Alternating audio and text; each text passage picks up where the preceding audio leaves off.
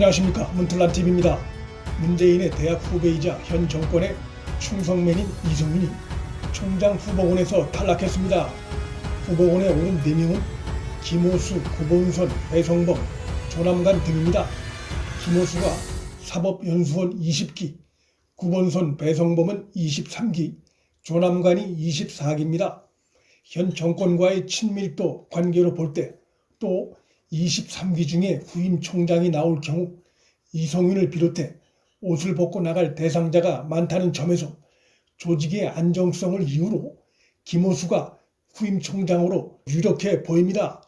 이번 총장 추천 결과는 쇠락해가는 임기 말 문재인 정권이 처한 모습을 보여준다는 점을 간과하기 어렵습니다.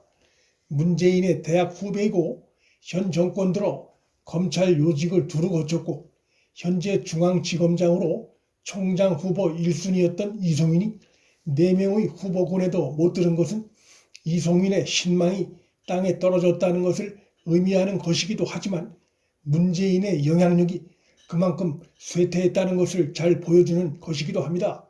이성윤을 후임 총장으로 지명하는 것과는 별개로 그가 후보군에도 못 들었다는 것은 그에 대한 인사권을 행사해온 문재인으로서도 입을 타격이 상당합니다. 문재인이 검찰 조직에서 가장 확실하게 밀었던 이성윤이 신뢰도가 땅에 떨어진 결과로 나온 것은 결국 문재인의 인사에 문제가 있다는 것을 의미하는 것입니다. 이성윤이 이번에 팽당한 측면도 있습니다. 추천위원장을 맡았던 박상기 전 법무장관 발언에 의하면 추천위원들 중에는 정부의 영향력이 강하게 먹힐 수 있는 위원들이 꽤 있었음에도 불구하고 이성윤을 후보군에서 제외하는 것에 이견이 없었다고 밝혔습니다. 1차 투표에서 2명을 골랐고 2차 투표에서 나머지 2명을 골랐는데 이성윤은 2차 투표에서도 탈락했을 뿐만 아니라 득표가 저조했던 것으로 알려졌습니다. 이것은 친정부 위원들조차도 이성윤의 등을 돌렸다는 의미로 정권 차원에서도 이성윤을 확실히 밀어야겠다는 생각이 없었고 오히려 부담스러워하고 있었다는 것을 보여줍니다. 총장 후보 추천일 하루 전인 28일 법무부 안팎에 이성윤이 후보군에서 탈락하고 중앙지검장 유임으로 의견이 모아지고 있으며 김호수, 구본선 등이 차기 총장 후보로 급부상하고 있다는 얘기가 돌았고 이런 내용은 일부 언론에 보도된 바도 있습니다. 후임 총장 자리를 노려 공수처 쇼를 하고 언론 플레이를 하고 막판에 태도를 바꿔 수원지검에 출석해 조사까지 받으며 발버둥을 쳤던 이성윤으로선 닥쳤던 개 지붕 쳐다보는 신세가 됐습니다. 아마도 기소 위기가 점점 구체화되자 막판엔 4명의 후보군에만 포함되면 된다고 생각했을 그로선 친정부 위원들마저 등을 돌린 투표 결과를 보고 후배들로부터 손가락질을 받아가며 충성했던 정권에 대한 배신감을 느낄 만한 상황이 됐습니다. 이성윤으로서 상황이 더 어렵게 된 것은 그가 중앙지검장 자리도 계속 유지하기 어렵게 됐다는 것입니다. 후보군에서 완전 탈락한 이유가 결국 검찰의 주입으로서 자격 상실을 비판받았기 때문인데 그런 그가 검찰의 핵심 요직인 중앙지검장 자리에 계속 머물 자격이 있느냐는 비판이 당연히 커질 수밖에 없습니다. 더욱이 그는 곧 기소될 위기에 처해 있습니다. 피고인 신분으로 또 검찰 구성원의 신뢰를 잃은 자가 중앙지검장 자리를 계속 맡기 어렵습니다. 타이든 자이든 그가 현재의 자리에서 물러나는 것은 시간 문제로 보입니다. 그가 중앙지검장 자리에 오래 머물면 머물수록 정권에 타격이 될 수 있는 상황으로 변하고 있습니다. 이성윤은 현 정권에 묻지마식 충성을 다했지만 최악의 상황에 몰렸습니다. 이번 총장 후보 추천위 결과는 현 정권으로선 절반의 시나리오입니다. 정치적 부담을 고려해 김호수 등을 후임 총장으로 내세우고 이성윤은 중앙지검장에 유임시킨다는 내용이 추천위 회의를 하루 앞두고 법무부 안팎에서 빠르게 돌았지만 이성윤이 후보군에도 들지 못한다는 것은 정권으로선 상상하지 못했을 가능성이 높습니다.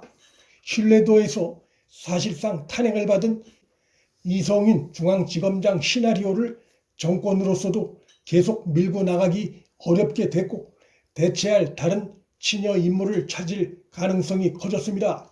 대한변협회장 등이 추천위 회의 안팎에서 이성윤 문제점을 강하게 제기한 것도 친정부 위원들에게 상당한 영향을 미친 것으로 보입니다. 이성윤에 대한 검찰 수사심의위가 다음 달 10일로 잡혔습니다.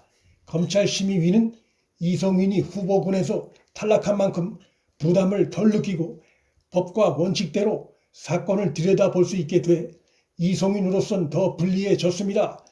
정권에 과잉 충성하다 기소돼 재판까지 받게 될 위기에 처한 이성윤이 과연 순순히 정권의 충성을 계속할 것인지 아니면 뒤끝을 보일 것인지 귀추가 주목됩니다.